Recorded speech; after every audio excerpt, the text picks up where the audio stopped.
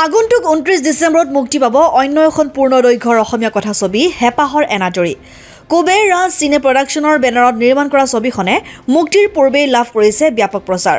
উদীয়মান চিত্ৰ নিৰ্মাতা কুবেৰ ৰাজ বৰদলৈৰ প্ৰযোজনা আৰু পৰিচালনাৰে নিৰ্মিত এই ছবিখনৰ শিৱসাগৰ প্ৰেছ ক্লাব প্ৰেক্ষাগৃহত আয়োজিত এক সংবাদমেলত ট্ৰেইলাৰ মুকলি কৰা হয়।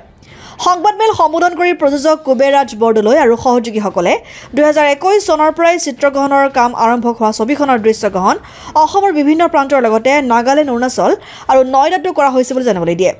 যুৱ শক্তিত বিশ্বাসী নিৰ্মাতাগৰাকীয়ে ছবিখনত নতুন মুখক দিছে প্ৰাধান্য।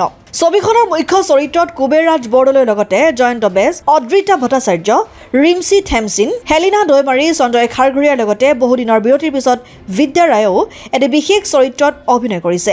7টা গীত থকা এই কথাছবিখনৰ দৈৰ্ঘ্য 3 ঘণ্টা 15 মিনিট। ছবিখনৰ সংগীত অৰিন চিয়ামৰ। ছবিখনৰ ইতিমধ্যে মুকলি কৰি দিয়া 3টাকৈ গীতে যুৱ প্ৰজন্মৰ মাজত যথেষ্ট জনপ্ৰিয়তা লাভ কৰিছে। চিত্ৰ, নাট্য, প্ৰযোজনা, পৰিচালক তথা অভিনয়ৰে চিনেমা জগতত খোজ পেলোৱা কুবেৰ ৰাজ বৰদলৈৰ লগতে সমূহ কলাকুশলীয়া অসমবাসী ৰাইজৰ মৰম আৰু সঁহাৰি কামনা কৰিছে। আমি কুবেৰ ৰাজ চিনে প্ৰডাকশ্যনৰ বেনাৰত আমি এখন পূৰ্ণদৈৰ্ঘ্যৰ অসমীয়া ছবি নিৰ্মাণ কৰিছিলোঁ আৰু অহা 29 ডিচেম্বৰ তাৰিখে অসমৰ প্ৰায় সকলো ছবিগৃহতে এই চিনেমাখনে মুক্তি লাভ কৰিব। আমাৰ চিনেমা হেপাহৰ এনাজৰী বিভিন্ন লোকেশ্যনত শ্বুট কৰা গৈছে। শিৱসাগৰতো শ্বুট কৰা গৈছে কাৰণ কাহিনীটো শিৱসাগৰৰ হয়, শিৱসাগৰ কেৰেক্টাৰ্ছৰ ওপৰত হয়। আমি নাগালেণ্ড তাতো শ্বুট কৰিছোঁ আমি, কিন্তু মেইন আমাৰ যোনটো চিনেমাখন যোনটো কেৰেক্টাৰ্ছ হয় আমি ফ'কাছ কৰিছোঁ দুটা ককাই ভাইকৰ ওপৰত হয়, য'ত মানে দুটা নিজৰ নিজৰ ৰাস্তা লৈছে। সেই ৰাস্তা দুজনে লৈছে কিমান ইম্পেক্ট পৰিছে তেওঁলোকৰ পাৰ্চনেল লাইফত আৰু নিজৰ কেৰিয়াৰ লাইফত।